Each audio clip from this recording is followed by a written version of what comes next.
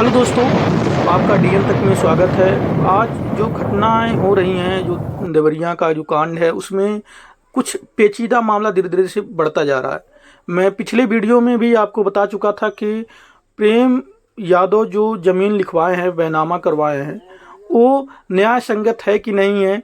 लेकिन अब निकल करके जो बातें आ रही हैं प्रशासनिक तरफ से, प्रशासन की तरफ से, कि ये जो साधु दुबे का जो ज़मीन है वह खाली हो सकता है, मतलब वापस हो सकता है, साधु दुबे के नाम पे आ सकता है ज़मीन। इसके लिए प्रशासन ने क्या प्रक्रियाएं अपनाई हैं, इसके बारे में इस पूरी वीडियो में हम चर्चा करेंगे। किस तरह से जो 9 बीघा ज़मीन की जो बात थी, किस तरह से वापस हो जाएंगी ज़मीन की, इसके बारे में मैं चर्चा करूँगा। देखिए, इस दिनों जो एक देवरिया कांड है, ये बहुत सुर्खियों में, पूरे देश के लिए, हमारे प्रदेश के लिए भी। और जो नेता लोग हैं, नेता लोग अपने बयानबाजी से सुर्खियां भी बटोर रहे हैं, और कांड भी ऐसा हुआ है, अपराध भी ऐसा जघन्य हुआ है कि ये तो है ही, सुर्खियों में हैं। और इसमें देवरिया में इस समय जो है 27% ब्राह्मण जो वोट है, वो बहुत बड़ी मात्रा में वोट है, जो सत्ता परिवर्तन करने का क्षमता रखता है ब्राह्मण वोट। देखिए, अगर आप नेताओं के लिए अगर लायक हैं, अगर मान लीजिए इतना वोट है आपकी कम्युनिटी का, नेताओं के लिए लायक हैं, चाहे किसी भी कम्युनिटी का, सीधी बात, नो बकवास पे मैं काम करता हूँ, कोई भी कम्युनिटी हो, कोई भी समुदाय हो, कोई भी धर्म हो, कोई भी कुछ भी जाति हो, नेताओं को चाहिए कि हम बड़े से बड़े जात पे हम अपना सहानुभूत दिखा करके, धर्म पे सहानुभूत दिखा करके हमको राजगद्दी मिल जाए, हमको गद्दी मिल जाए। ये तो चाहिए किसी को भी, जो भी लीडरशिप में आते हैं, वो यही चाहते हैं कि बड़े से बड़े लोगों का समूह हमको सपोर्ट करेगा, तभी तो हम बन सकेंगे राजा जा करके। तो यहाँ देवरिया में भी 27% जो ब्राह्मण हैं, तो ब्राह्मणों को रिझाने के लिए तरह तरह के जो लोग हैं वो अपना आ रहे हैं। अखिलेश यादव भी देवरिया में आने वाले हैं, तो इससे जो भी जुड़ी जानकारी निकलेगी कि उनका आए उनका स्टेटमेंट क्या रहा है, वो किन किन परिवारों से मिले, उनका मत क्या है, वो क्या वो चाहते हैं, तो उस पे भी मैं एक अलग वीडियो लेकर के आऊँगा देवरिया कांड पे। लेकिन इस वीडियो में मैं चर्चा करूंगा किस तरह से साधु दुबे अपना जमीन वापस ला सकता है। मैं पिछली वीडियो में बता चुका था कि किस तरह से आ सकता है भविष्य में। देखिए, अभी समय अब निकल करके भी आ रहा है कि वापस हो जाएगा ज़मीन। आप कहेंगे, आप शॉक रहेंगे, कैसे बैनामा किया हुआ ज़मीन वापस हो जाएगा। लेकिन देखिए, इन सब के पीछे प्रक्रियाएँ होती हैं। अगर आप न्याय संगत बैनामा नहीं करवाए हैं, न्याय संगत मतलब होता है कि विधि पूर्वक, जो विधि में है कैसे बैनामा होता है, और कैसे क्या क्या नियम कानून हैं, तो वो अगर नहीं करवाए हैं तो आपका बैनामा निरस्त हो सकता है। पावर रखते हैं जो अधिकारी हैं, वहाँ पे पावर रखते हैं। लेकिन देवरिया कांड के पीछे इतना हाईलाइट कांड ही बनता जा रहा है। इसमें नेहा सिंह राठौर, आप जान सकते हैं, भोजपुरी जो गायिका हैं, वो भी कूद पड़ी हैं। कहीं है देवरिया में भैया दोनों परिवार पीड़ित हुआ, वो तो सबको पता, सबका पता हुआ कि देवरिया में दोनों परिवार पीड़ित है। लेकिन न्याय कैसे दिला जाए, अब सबसे बड़ी चीज हो गई ना, पीड़ित है तो क्या छोड़ दिया जाए। न्याय तो मिलना चाहिए, लोगों को न्याय मिलना चाहिए, जो दोषी हैं उनको सजा मिलना चाहिए। पीड़ित दोनों परिवार वाले तो ट्रेल कर रही हैं, कुछ भी है, सबका अपना अपना जो है मत है, अपना देने का अभिव्यक्ति की आज़ादी है, बोलने की स्वतंत्रता है। लेकिन आप ऐसा नहीं बोल सकते हैं किसी दूसरे को हर्ट हो जाए। हाँ, दोनों परिवार पीड़ित बा, मैं भी कह रहा हूँ दोनों परिवार पीड़ित बा, लेकिन इनका ट्रोलिंग इस तरह से रहता है कि एकदम से पूरा हाई लेवल तक चला जाता है, लोग इसको चाहने लगते हैं। तो एक लास्ट में बात तो निकल करके आती है कि न्याय मिलना चाहिए परिवारों को, दोनों परिवारों को क्या मिलना चाहिए, न्याय मिलना चाहिए। और न्याय मिलना चाहिए, दोषी जो हैं उनको क्या मिलना चाहिए, सजा मिलना चाहिए, ये तो है। और चलिए, तो बाद में हम बात करेंगे न्याय और सजा किस तरह से क्या होगा। लेकिन जो विवाद हुआ है फतेहपुर जो गांव में 6 लोगों की जो निर्मम हत्याएं हुई हैं, पहले तो एक जनप्रतिनिधि को मारा गया है जो प्रेम यादव हैं, जो एक उनकी माताजी प्रधान भी रह चुकी हैं, वो जिला पंचायत सदस्य रह चुके हैं, तो वो हो चुका है। लेकिन ये जो जमीन खरीदे थे इकट्ठा, यहाँ पे देखिए पेचीदा फंस जा, ऐसा नहीं है सिर्फ दोषी। अगर मैं इस वीडियो में बात करूंगा तो हो सकता है आपको लगे कि प्रेम यादव दोषी हो सकता है, लेकिन ऐसा नहीं है कि प्रेम यादव दोषी है तो सभी यादव दोषी हैं, ऐसा नहीं होता है। सभी जातियों में ऐसे लोग पाए जाते हैं।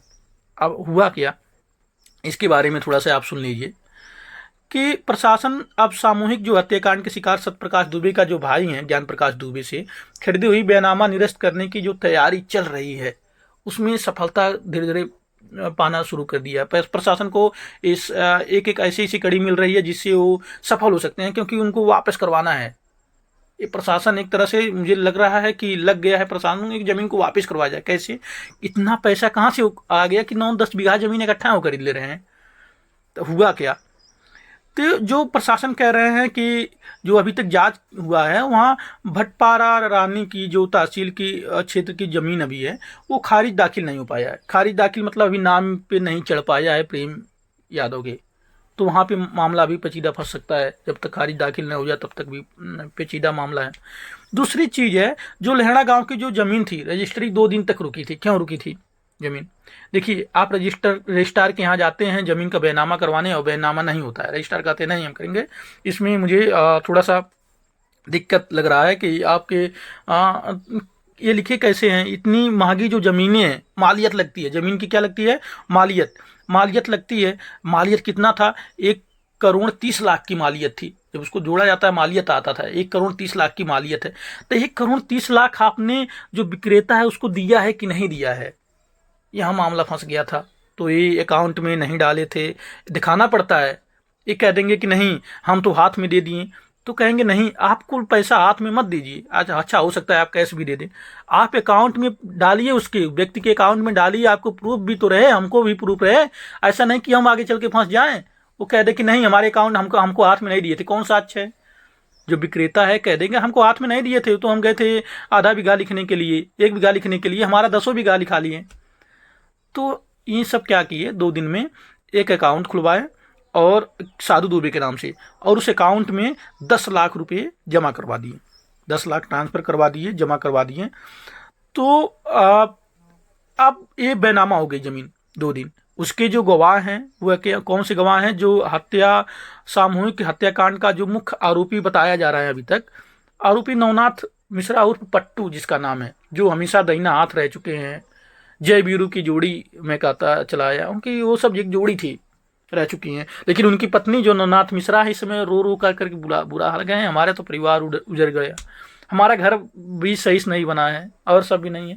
तो होता है ऐसे लोगों के साथ में, ऐसे होता है। देखिए, शोषण जब होता है ना तो एक व्यक्तियों का नहीं होता है, अगल बगल के व्यक्तियों का। एक व्यक्तियों से एक व्यक्ति शोषण किया तो जब पेट भर गया उसके बाद दूसरे व्यक्ति का शोषण करेगा, फिर तीसरे व्यक्ति को फूट डालो राज करो की नीति की तहत लोग शासन करते चले आते हैं। वही अंग्रेजों का नीति जो है उसके तहत लोग शासन करते हैं, अपना सत्ता संभालते हैं इस तरह से। तो उनका जो भी है मैटर है वो भी तो डूबे हैं, अपना फंसे हैं, रो रही हैं, उनकी पत्नी भी रो रही हैं दहाड़े मान कर कि ये तो बहुत गलत हुआ है, वो नहीं मारे हैं, ये नहीं किए हैं, वो जो भी है वो तो अपना सफाई दे रही हैं। लेकिन मुख्य गवाह हैं जमीन बयानामा करवाने में। अब 10 लाख रुपए जब जमा हो गया उनका, तो अब क्या हुआ? रजिस्ट्री तो हो गया, लेकिन अब एक चीज़ और है कि अभी एक जगह का जो भटपार रानी का जो तहसील क्षेत्र का है, केवनिया गांव में ज्ञान प्रकाश की जो जमीन का 1/3 हिस्सा करीब 50 कट्ठा भूमि 11 लाख रुपए प्रतिफल के रूप में देने पर बैनामा हुई थी। बाद में इस पर आपत्ति दाखिल हो गई और दाखिल खारिज नहीं हुआ। ये भी बातें निकल करके आ रही हैं।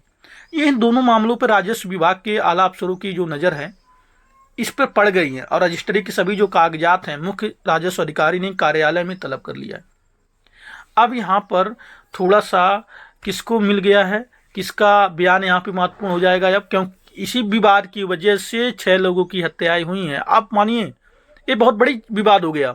अब इस मैटर को यहाँ से अगर सॉल्व नहीं करेंगे तो आगे भी बढ़ता जाएगा। ये मैटर लगभग ख़त्म होने वाला नहीं जब तक इसको सॉल्व नहीं कर पाएंगे। न्याय तो दिलवाएंगे ही। तो अब जो मैटर फंस करके आ रहा है, अब जब औने पौने दाम में खरीद लिए, 10 लाख में 1.5 करोड़ की संपत्ति खरीद लिए, 1 करोड़ 30 लाख की संपत्ति खरीद लिए हैं, तो औने पौने दाम में खरीदा हुआ संपत्ति फर्जी माना जाता, धोखाधड़ी माना जाता। धोखाधड़ी से आपने बैनामा करवा लिया, वो बैनामा निरस्त हो सकता है आगे चल करके। अब जो भी निरस्त होगा तो आपने मैं वीडियो बना दूंगा इस चैनल पर। तो क्या हुआ, इसकी जांच जब हुई तो औने पौने दाम पे बेचने का जो निकला वो तो निकला ही है। तो कह रहे हैं कि क्योंकि जितने रुपये भून के हैं उतना रुपये ज्ञान प्रकाश के खाते में नहीं गए हैं अब मामला संदिग्ध तो लगेगा ही। सीआरओ रजनीश राय ने बताया कि उस समय के लिए किए गए बेनामी की जांच जो है वो तो किए थे। अब क्या हुआ, अभी जो कानपुर में रहता है साधु दुबे, अरे जो अपने भाई का नहीं हुआ, जा करके जमीन दे दिया, उसके घर पे रहता था खाने होने के लिए, उसने अब क्या करा है, और वो पलटू राम है, वो अब पलटी मार रहा है धीरे धीरे। पलटी क्या मार रहा है, कह रहा है कि जो खाते में 10 लाख रुपए ट्रांसफर हुए हैं, कह रहा है कि अब हम पैसा दिए थे चुनाव लड़ने के लिए। साधु दुबे जो कह रहा है कि प्रेमचंद यादव को हम पैसा दिए थे चुनाव लड़ने के लिए, मामला फंस गया कि एक खाता में ट्रांसफर किए थे, अब वो कह रहा है हम पैसा दिए थे उनको लड़ने के लिए, चुनाव लड़ने के लिए। अब दिए थे तो वो पैसा वापस किए थे कि नहीं प्रेमचंद यादव, अब ये भी मामला फंसने लगा। जैसे अगर वो कहेंगे कि हम 10 लाख रुपए अकाउंट में दिए, आप समझिए मामला, कहेंगे कि 10 लाख रुपए हम अकाउंट में जमा करवाएं और 1 करोड़ 30 लाख की संपत्ति को हम लिखवा लिए थे, और भी एक जगह का है वो भी मामला है, तो मतलब 1.5-2 करोड़ की संपत्ति वो लिखवा लिए थे। अब ये कह रहे हैं कि हम पैसा दिए थे लड़ने के लिए, अब कहेंगे कि कुछ पैसा जो है हम हाथ में दिए थे। अब ये कह रहा है कि हम पैसा दिए थे उनको चुनाव लड़ने के लिए, मतलब अगर हाथ में आप पैसा दिए थे तो पैसा वो वापस भी कर सकता है, कहेगा कि हम वापस कर दिए थे। जिस पैसे का कोई लिखित हिसाब नहीं है तो कह देंगे कि क्या करें वापस। अब यहाँ पे देख लीजिए एक चीज और मामला फंसेगा, अगर गवाह के रूप में अगर देखा जाएगा नवनाथ मिश्रा को लाया जाएगा, तो नवनाथ मिश्रा तो एक आरोपी है, वो तो मुलजिम है, दोषी व्यक्तियों को मारा है, 3-3 हत्याएं की हैं अपने हाथ से। क्या उसका जो जिसके वजह से वो मार दिया है, क्या उसी की तरफ से अगर वो गवाही देगा, क्या प्रशासन मान्य करेगी? क्या यहाँ पे बात निकल करके आ रही, प्रशासन मान्य करेगी क्या नवनाथ मिश्रा की गवाही? अब गवाह तो नवनाथ मिश्रा है। तो ये मामला धीरे धीरे क्या हो रहा है, फंसता जा रहा है मामला। तो जब मदद किया था तो अब तो मामला पेचीदा हो गया, फंस गया है। अब हो सकता है, संभावना ज़्यादा बन रही है, देखिए आज ही मैं बता दे रहा हूँ आपको इस चैनल पर, संभावना ज़्यादा 80% संभावना बन रही है कि जमीन वापस हो जाएगा साधु दुबे के नाम पे। क्यों? क्योंकि इतना बड़ी जमीन और उसको रजिस्ट्री जो पैसा देकर खरीदा, ऐसा थोड़ा नहीं भाई को भाई ने क्या किया, गिफ्ट किया है। गिफ्ट तो जमीन किए नहीं है कि कहीं मंदिर में जाकर के गिफ्ट कर दिए। गिफ्ट मतलब होता है दान देना, किसी से पैसा मत लेना, ये होता है। लेकिन यहाँ पे आप बैनामा किए हैं, मतलब आपको पैसा मिला है तभी आप बेचे हैं, नहीं तो आप दूसरे को बेचते, दूसरा कोई पैसा लेता बेचते। यहाँ पे कुछ रंजिशें जो हैं जो भी निकल करके चल रही है। देखिए यहाँ पे जाति और धर्म से मत इसको जोड़िएगा कि किस जात के कौन है, किस जात के कौन है। यहाँ आप सच्चाई की निगाह से जोड़िएगा कि क्या यह संभव था, ऐसा हो सकता है कि इतना इतना जो है, और 10 ही लाख रुपया जमा हुआ है अकाउंट में, 1.5 करोड़ की संपत्ति, और 10 लाख हो सकता है जब रजिस्ट्री रुकी है इसकी वजह से 10 लाख जमा किया होगा। फिर हो सकता है कि जब उसी के घर पे वो रह रहा था, फिर हो सकता है फिर निकलवा करके ले लिया होगा पैसा, ऐसा भी हो सकता है। वो तो देखिए कुछ चीज़ें हैं जो भविष्य में छिपी हैं जा करके, अब तो जब निकल के आएगा स्टेटमेंट जो भी होगा वो तो तभी हम सब जान पाएंगे। लेकिन आप ये समझिए कि क्या ये सही आपको मामला लग रहा है कि संदिग्ध लग रहा है मामला? अगर संदिग्ध लग रहा है तो जरूर कमेंट बॉक्स में आप मेंशन कीजिए। दूसरी बात है, क्या आरोपी सिर्फ यादव ही हो सकते हैं? एक ही अगर यादव आरोपी अगर मान लीजिए हो जाए तो सभी यादव दोषी नहीं है, ऐसा कुछ नहीं है। सभी जातियों में देखिए, अभी विकास दुबे का जो प्रकरण था, इतना बड़ा जो गुंडा था, निर्मम जो हत्याएं की थी, उसको खोज खोज करके पुलिस ने पलट दिया, गाड़ी को पलट करके मारा था पुलिस प्रशासन ने। एक आरोपी को उनके जो साथी थे, बाहुबली थे, सबका इनकाउंटर किए थे, कोई नहीं आया था मदद करने के लिए। कोई भी दुबे ब्राह्मण परिवार का ऐसा नहीं है कि निकल करके आ जाए उनके घर पे जा करके कहे कि नहीं अब ये नहीं होने पाएगा, ये नहीं हो, तरह तरह के अत्याचार नहीं बताए। अगर दोषी अगर कोई है तो उसको सजा मिलेगी, क्योंकि योगी का राज है, मैं यही जानता हूँ। हाँ, कहीं कहीं जो प्रशासन लापरवाही कर देता है, प्रशासन की लापरवाही के कारण घटनाएं घट जाती हैं, तो प्रशासनिक लोगों को भी इसमें दंडित हो चुके हैं, जो पुराने थे उसमें, जो उस समय जो थे, उस समय जिसकी जिसकी भूमिका इसमें संदिग्ध लगी या कुछ भी लगी, तो विभागीय कार्रवाई के साथ साथ सस्पेंड भी हुए हैं, निलंबित भी हुए हैं।